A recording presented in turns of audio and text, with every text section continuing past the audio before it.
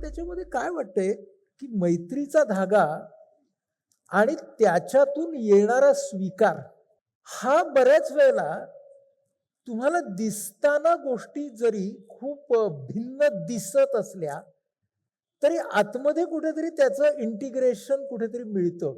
ते इंटिग्रेशन कुठे मिळतं असं मला वाटतं की ते व्हॅल्यूज मध्ये मिळतं. म्हणजे मला कसं जगायचंय त्याच्यामध्ये ते मिळतं. मला एक फार इंटरेस्टिंग गोष्ट आठवली की डॉक्टर अभय बंग आणि डॉक्टर राणी बंग हे आपल्याला माहितीच आहे अर्थातच. तर अभयदादाचं जे बॅकग्राऊंड होतं ते सगळं गांधीवादी अशा सगळ्या आश्रम संस्कृतीकडनं गेलो होतं. वेळेस राणी बहिणी ही सर्जनची मुलगी खूपच अशा उच्चभ्रू आणि खूप अशा सधन अशा कुटुंबातून आली होती आणि ते मेडिकल कॉलेजमध्ये भेटले आणि त्या दोघांचं प्रेम जमलं. आणि राणीबाईंनी खूप छान सांगते की अभय म्हणाला की माझ्या आई वडिलांना भेटायला जायचंय. तर हा मला कुठे घेऊन गेला असेल आई वडिलांना भेटायला, तर नागपूरच्या जेलमध्ये, कारण इमर्जन्सी चालू होती. आणि अभयदादाच्या आई बाबा जेलमध्ये होते. तर तो तिच्यासाठी फुल असा कल्चर शॉक होता की सासू सासऱ्यांना भेटायला कुठे जायचंय, ते जेलमध्ये जायचंय. आज ती खूप छान असं सांगते, पण आपण लक्षात घेऊ शकतो की त्यावेळेला ती त्या चॉईसवरती ठाम का राहिली असेल. तर तिला कुठेतरी हे लक्षात आलं होतं की आपल्या दोघांचं आयुष्यातलं गोल जे आहे ना ते एक आहे आणि हे जे दिसणारे भेद आहेत जीवनशैलीमधले वातावरणामधले ते भेद आहेत ना ते वरवरचे आहेत. आणि मग हे अर्ध उदाहरण झालं. पुढचं अर्ध उदाहरण छान आहे लग्न झाल्यानंतरचं की तेव्हा तुम्ही भिन्नतांचा स्वीकार कसा करता. आमची राणी बहिणी आहे ना ती इतकी सुंदर भक्ती करते. म्हणजे ती ना तिच्या बागेतली रोज फुलं आणते, त्याचे स्वतः हार करते, ते हार घालून ती तिच्या देवाच्या समोर भक्ती करते. वेळच अभयदादा हा एकदम बुद्धिवादी आणि म्हणजे बघितलं त्याने या सगळ्या अध्यात्माकडे तरी सुद्धा बुद्धिवादाच्याच दृष्टिकोनातून बघणार अशा टाईपचं.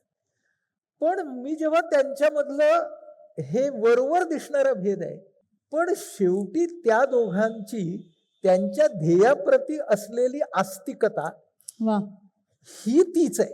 हे जेव्हा आपल्याला दिसतं तेव्हा मग सत्ता कमी येते. म्हणजे जितका स्वीकार जास्त आणि वरवर दिसणाऱ्या भेदांच्या मागे इंटिग्रेट करणारं काय आहे तुला आणि मला, हे जर कळलं नात्यामध्ये तर मला वाटतं सत्तेचा शिरकाव कमी होईल. बोल. मला खूपच हे तुझं उदाहरण खूप मला आवडलं. आणि कुठेतरी आमच्या दोघांची सुरुवात पार्टनर्स नावाच्या एकांकिका लिहिण्याने झाल्यानी आम्हाला पार्टनर्स नावाची एकांकिका लिहिली यांनी आणि मी ती दिग्दर्शित केली. तू दिग्दर्शित केली ती तेव्हा जळगाव वाचनाकांड झालं होतं त्याच्यावरती ती होती. तर मला असं वाटतं त्यामुळे दोघांचं कॉमन काहीतरी काय असणार आहे, इथूनच ते नात्याची सुरुवात होणं.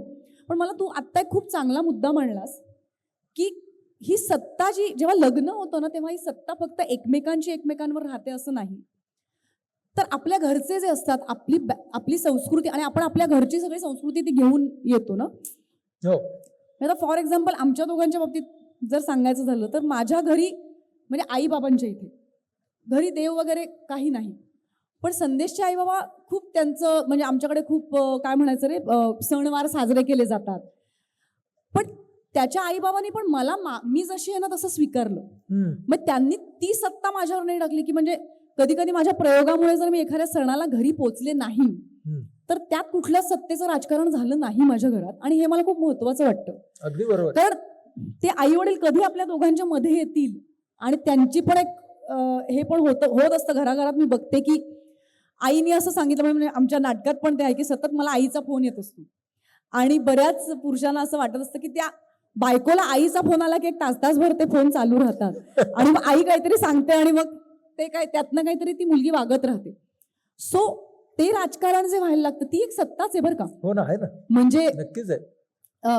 सेंट्रल गव्हर्नमेंट कधी कधी आपल्याला इथलं गव्हर्नमेंट हे करतं असं वाटतं, तसं ते आईचं गव्हर्नमेंट मुलीचं गव्हर्नमेंट चालवायला लागतं आणि मग सगळ्या सत्तेवर त्याचा खूप परिणाम होत असतो नाही का.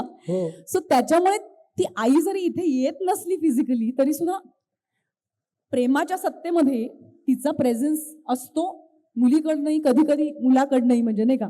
मला एकदम आता हे आठवलंय, वुडी ॲलनचा पिक्चर आहे, त्याच्यामध्ये नवरा बायको त्यांचं लग्न झालंय आणि ते बेडवर झोपलेत आणि कॅमेरा असा वर जातो आणि आता ते दोघं झोपलेत तेव्हा आपल्या लक्षात येत नाही, थोडे थोडे आवाज येतात. असे कुठले आवाज येतात, कोण बोलते असं येतं आणि कॅमेरा हळूहळू वर जातो. तर तो अर्थातच ऍबस्ट्रॅक्ट सीन आहे, म्हणजे कल्पनेतला सीन आहे की असं होतं, मनातलं प्रदर्शन आहे. आणि ते काहीतरी नवरा बायको एकमेकांशी बोलताना खूप वेगवेगळे आवाज येत आहेत. कॅमेरा हळूहळू वर जातो तेव्हा असं दिसतं की त्या नवऱ्याच्या बाजूला त्याचे आई वडील झोपलेत आणि बायकोच्या बाजूला तिचे आई वडील झोपलेत आणि तेही बोलतायत सायमल्टेनियसली. आणि आपल्याला आता हा वुडी ॲलनचा विनोदाचा त्यांनी ते प्रदर्शन केलंय, पण आपल्याला माहिती नसतं की आपण एकमेकांशी बोलताना कितीदा आपल्याला जे डोक्यात आपण लहानपणापासून बसवलेले तेच नकळत बोलून जात असतो. आपली म्हणून जी मतं असतात ती बऱ्याचदा माहितीच नसतात. आपल्याला जे फीड केलेलं आहे कॉम्प्युटरमध्ये तेच नकळतपणे आपण बोलत जातो आणि मग त्याची कळतही नाही की आपण हे ऑटो पायलटवर करतोय.